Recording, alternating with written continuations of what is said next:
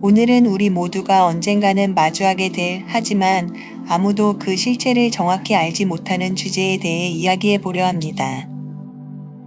바로 죽음입니다. 죽음. 이 단어를 들으면 어떤 느낌이 드시나요? 두렵고 무서운 감정이 드시나요? 아니면 평온함을 느끼시나요? 아니면 그저 막연한 궁금증이 생기시나요? 삶이 소중한 이유는 그것이 언젠가 끝난다는 데 있습니다. 하지만 그 끝이란 과연 무엇을 의미할까요? 죽음은 단순히 생명의 소멸일까요? 아니면 또 다른 여정의 시작일까요? 우리는 누구나 언젠가 죽는다는 사실을 알고 있습니다. 하지만 정작 죽음에 대해 제대로 이해하고 있는 사람은 많지 않습니다. 그 누구도 이 피할 수 없는 운명에서 벗어날 수 없으며 우리 모두는 그 끝을 향해 걸어가고 있습니다. 그런데 말이죠. 그 여정의 끝에서 우리를 기다리는 것은 과연 무엇일까요? 고요한 어둠일까요? 아니면 찬란한 빛일까요? 혹은 우리가 상상조차 하지 못한 전혀 다른 무언가일까요? 죽음 이후에도 나라는 존재는 계속될 수 있을까요? 내가 알고 있는 나라는 존재는 영원할 수 있을까요? 이런 질문들은 단순한 호기심에서 비롯된 게 아닙니다. 이 질문들은 우리의 삶을 정의하고 존재의 본질을 탐구하며 어떻게 살아가야 하는지에 대한 방향을 제시해 줍니다. 물론 이 질문에 명확히 답할 수 있는 사람은 아무도 없을 겁니다. 하지만 이 질문 자체가 중요한 이유는 바로 그것이 우리를 더 깊은 사고와 통찰로 이끌어주기 때문입니다. 자, 이제 우리 함께 인류 역사상 가장 깊고 은밀한 미스터리, 죽음이라는 주제를 탐구해 볼까요? 죽음 앞에서 인간은 과연 누구이며 무엇을 위해 살아가는 걸까요? 그리고 죽음을 마주할 때 우리는 어떤 깨달음을 얻을 수 있을까요? 죽음을 이해하기 위해 가장 먼저 던져야 할 질문은 바로 이것입니다. 나는 누구인가? 이 질문은 단순해 보이지만 사실 인류 역사상 가장 어려운 질문 중 하나입니다. 나라는 존재는 과연 무엇일까요? 우리는 단순히 육체로 이루어진 생명체일까요? 아니면 육체와 영혼이 결합된 복합적인 존재일까요? 프랑스의 철학자 데카르트는 이렇게 말했습니다. 나는 생각한다. 고로 존재한다. 하지만 생각하는 나란 과연 누구일까요? 우리가 매일 거울 속에서 바라보는 이 모습이 진정한 나일까요? 아니면 그 너머에 또 다른 나가 존재할까요? 죽음이라는 질문은 결국 우리를 존재의 본질로 이끕니다. 어떤 사람들은 인간이 단순히 물리적인 존재에 불과하다고 주장합니다. 육체가 멈추면 그 모든 것이 끝난다고 말이죠. 이를 우리는 물리주의라고 부릅니다. 물리주의는 인간의 모든 감정과 사고, 기억이 단지 뇌의 신경작용일 뿐이라고 주장합니다. 따라서 육체가 죽으면 인간이라는 존재도 함께 사라진다는 거죠. 그러나 이런 관점은 하나의 중요한 질문을 남깁니다.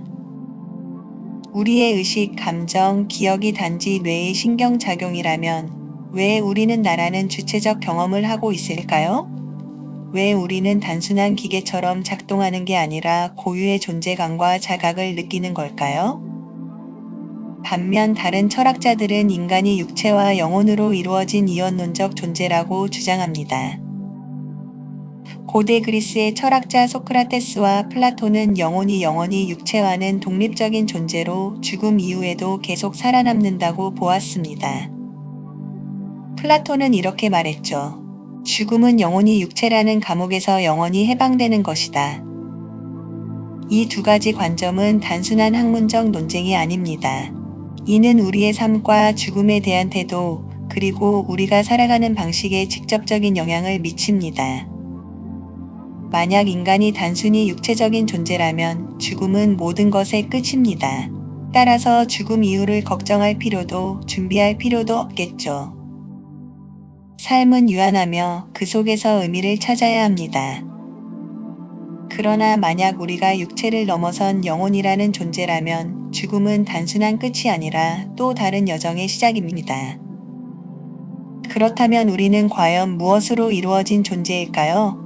이 질문에 답하기 위해 우리는 자신을 깊이 들여다봐야 합니다. 우리의 기억, 감정, 사고, 그리고 그 모든 것을 바라보는 의식은 어디에서 오는 것일까요? 우리가 나라고 말할 때 그것은 단순히 육체를 가리키는 걸까요? 아니면 그 육체를 초월한 무언가를 암시하는 걸까요? 우리의 의식이 단지 뇌의 화학작용이라면 그것은 죽음과 함께 사라질 것입니다. 그러나 의식이 영혼의 일부라면 그것은 육체를 넘어 계속될 수 있겠죠. 그리고 여기에서 또 다른 질문이 나옵니다. 우리는 어떻게 나라는 존재를 자각하게 되었을까요? 이 자각은 단순히 생물학적 진화의 결과일까요? 아니면 우주적인 목적과 연결된 더 큰 무언가의 일부일까요? 나는 누구인가라는 질문은 단순히 존재를 묻는 게 아닙니다. 그것은 곧 우리의 삶과 죽음을 묻는 것이죠. 이 질문에 대한 답은 우리의 두려움을 잠재우고 죽음을 새로운 시각으로 바라보게 할 열쇠가 될 것입니다. 사후 세계의 존재 여부는 인류 역사에서 가장 오래된 질문 중 하나입니다. 죽음 이후의 세계와 상태는 단순한 호기심의 차원을 넘어 삶의 본질을 탐구하는 중요한 열쇠입니다. 그러나 그 해답은 수천 년 동안 철학자와 과학자 그리고 종교인들에게 명확히 주어지지 않았습니다. 그럼에도 불구하고 우리는 사후 세계에 대한 다양한 증거와 이야기를 통해 이 주제에 다가가고자 합니다. 먼저 고대 철학으로 돌아가 볼까요? 플라톤은 그의 저서 파이돈에서 영혼의 불멸을 주장하며 죽음 이후 영혼은 육체를 떠나 더 높은 이상 세계로 이동한다고 말했습니다. 그는 이를 단순히 믿음이 아닌 논리적 사고를 통해 증명하려 했죠. 플라톤에 따르면 우리의 경험은 단순히 물리적 세계에만 한정되지 않습니다. 우리가 갖는 추상적이고 보편적인 사고는 물질 너머의 세계, 즉 이상적인 세계에 대한 증거라는 것이죠. 그리고 그 세계로 돌아가는 것이 영혼의 본질적인 운명이라고 했습니다. 반면 에피쿠로스는 전혀 다른 관점을 제시했습니다. 그는 이렇게 말했죠. 죽음은 우리에게 아무것도 아니다. 왜냐하면 우리가 존재하는 동안에는 죽음이 없고 죽음이 찾아오면 우리는 존재하지 않기 때문이다. 에피쿠로스에 따르면 죽음은 의식의 소멸로 고통도 기쁨도 없는 상태일 뿐입니다. 이는 죽음을 두려워할 필요가 없다는 메시지로 많은 이들에게 심리적 위안을 주었습니다. 고대 철학자들의 이러한 논쟁은 현대에 이르러 더 복잡해졌습니다. 과학과 기술의 발전은 죽음과 사후 세계에 대한 시각에 새로운 차원을 추가했죠. 임사체험은 사후 세계에 대한 논의의 중심에 자리 잡았습니다. 임사체험을 경험한 사람들은 종종 터널을 통과하는 빛, 평화로운 감정, 고인이 된 사랑하는 사람과의 재회 같은 비슷한 이야기를 전합니다. 이를 단순히 뇌의 산소 결핍이나 화학적 반응으로 설명하려는 시도도 있지만 그 너머의 미스터리를 완전히 해명하지는 못했습니다. 임사체험 연구로 유명한 의사 레이먼드 무디는 삶 이후의 삶이라는 책에서 이러한 체험이 단순한 환상이 아니라 죽음 이후의 세계에 대한 강력한 암시일 가능성을 제기했습니다. 그는 임사체험에서 반복적으로 나타나는 공통된 요소들이 단순히 문화적 배경이나 종교적 신념에 기인한 것이 아니라고 주장하며 이를 초월적 실제에 대한 증거로 보았습니다. 그러나 과학계는 여전히 이 문제를 명확히 증명하지 못한 상태입니다. 종교적 관점에서 사후 세계는 더 다양한 해석을 갖습니다. 기독교는 천국과 지옥이라는 이원적 세계관을 통해 사후 세계를 설명합니다. 삶에서의 선택과 행동이 죽음 이후의 삶을 결정한다는 것이죠. 불교는 윤회를 통해 죽음을 설명합니다. 죽음은 끝이 아니라 새로운 삶의 시작이며 이는 우리가 쌓은 카르마에 의해 결정된다고 합니다. 우리는 죽음이라는 주제를 깊이 탐구하면서 결국 삶의 본질에 대해 생각하게 됩니다. 죽음은 단순히 생명의 종말이 아니라 우리 존재의 의미를 되새기게 하는 강력한 촉매제입니다. 죽음을 마주하는 순간 우리는 비로소 삶의 진정한 가치를 깨닫게 됩니다. 사랑하는 사람들과의 소중한 순간들, 우리가 이루어낸 성취들, 그리고 우리가 세상에 남긴 작은 흔적들. 이 모든 것들이 새로운 의미를 갖게 되는 것이죠. 많은 사람들이 죽음을 두려워합니다. 하지만 그 두려움의 이면에는 삶에 대한 강렬한 애착이 자리 잡고 있습니다. 우리가 죽음을 두려워하는 이유는 바로 삶을 사랑하기 때문입니다. 이런 관점에서 보면 죽음에 대한 두려움은 역설적으로 삶의 소중함을 일깨워주는 것이라고 할 수 있습니다. 그렇다면 우리는 어떻게 살아가야 할까요? 죽음을 의식하며 산다는 것은 매 순간을 더욱 충실히 살아간다는 것을 의미합니다. 오늘이 마지막 날인 것처럼 살되 영원히 살 것처럼 꿈꾸는 것. 이것이 바로 죽음의 그림자 속에서 찾아낸 삶의 지혜일 것입니다. 죽음은 우리에게 시간의 유한함을 일깨워줍니다. 그래서 우리는 더욱 열정적으로 살아가고자 하는 동기를 얻게 됩니다. 미루어둔 꿈을 향해 달려가고 사랑하는 이들에게 마음을 표현하며 세상을 조금이라도 더 나은 곳으로 만들고자 노력하게 되는 것이죠. 또한 죽음은 우리에게 겸손을 가르쳐 줍니다. 우리 모두는 언젠가는 이 세상을 떠나야 한다는 사실 앞에서 우리의 자아와 성취는 상대적으로 작아 보입니다. 이는 우리로 하여금 더 큰 그림을 볼 수 있게 해주며 개인의 이기심을 넘어 타인과 세상을 위해 살아갈 수 있는 지혜를 줍니다. 죽음에 대한 깊은 성찰은 우리의 가치관을 재정립하게 합니다. 무엇이 진정으로 중요한지, 어떤 삶이 의미 있는 삶인지에 대해 다시 한번 생각하게 되는 것이죠. 물질적인 성공이나 사회적 지위보다는 사랑하고 사랑받는 것, 타인에게 도움이 되는 것, 자신의 열정을 따르는 것 등이 더 중요한 가치로 떠오르게 됩니다. 그리고 이러한 성찰은 우리의 일상적인 선택들에도 영향을 미칩니다. 매 순간 우리는 이것이 내 인생의 마지막 날이라면 나는 무엇을 할 것인가?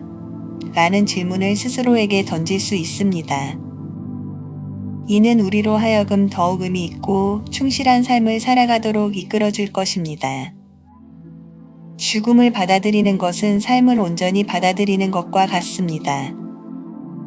죽음이 있기에 삶이 더욱 빛나고 삶이 있기에 죽음이 의미를 갖습니다. 이 둘은 서로를 완성하는 관계인 것이죠. 우리는 죽음을 통해 삶의 유한함을 깨닫지만 동시에 그 유한함 속에서 무한한 가능성을 발견할 수 있습니다. 한정된 시간 속에서 우리는 더욱 집중하고 더욱 열정적으로 살아가며 더욱 깊이 사랑하게 됩니다. 결국 죽음에 대한 탐구는 우리를 더 나은 삶으로 이끄는 여정입니다. 그것은 두려움을 넘어 수용으로, 무지에서 이해로, 그리고 고립에서 연결로 나아가는 과정입니다. 우리 모두는 언젠가 죽음을 맞이하게 될 것입니다. 하지만 그 순간이 올 때까지 우리는 매 순간을 소중히 여기며 의미 있게 살아갈 수 있습니다. 죽음의 그림자 속에서 우리는 오히려 더 밝고 아름다운 삶의 빛을 발견할 수 있는 것입니다. 그러므로 오늘 지금 이 순간 당신은 어떤 선택을 하시겠습니까? 어떤 말을 하고, 어떤 행동을 하며, 어떤 생각을 하시겠습니까? 죽음을 의식하며 살아간다는 것은 결국 지금 이 순간을 온전히 살아간다는 것과 다르지 않습니다. 우리의 삶은 유한하지만 그 안에 담긴 사랑과 열정, 그리고 우리가 남긴 흔적들은 영원할 수 있습니다. 죽음을 두려워하지 말고 오히려 그것을 통해 더욱 충실한 삶을 살아가는 지혜를 얻을 수 있기를 바랍니다. 삶과 죽음. 이 두 가지는 결코 분리될 수 없는 하나의 여정입니다. 그 여정 속에서 우리는 끊임없이 성장하고 배우며 사랑하고 그리고 의미를 찾아갑니다. 죽음은 끝이 아니라 새로운 시작이며 삶은 그 시작을 향해 나아가는 아름다운 과정인 것입니다. 오늘 하루 당신은 어떤 의미를 만들어가고 계신가요? 지금 이 순간 당신은 어떤 선택을 하고 계신가요? 그 선택들이 모여 당신의 삶을 그리고 궁극적으로는 당신의 죽음을 정의하게 될 것입니다. 죽음을 두려워하지 마세요. 오히려 그것을 삶의 나침반으로 삼으세요. 그리고 그 나침반이 가리키는 방향으로 더욱 충실하고 의미 있는 삶을 살아가세요. 그것이 바로 죽음이 우리에게 가르쳐주는 가장 큰 지혜일 것입니다.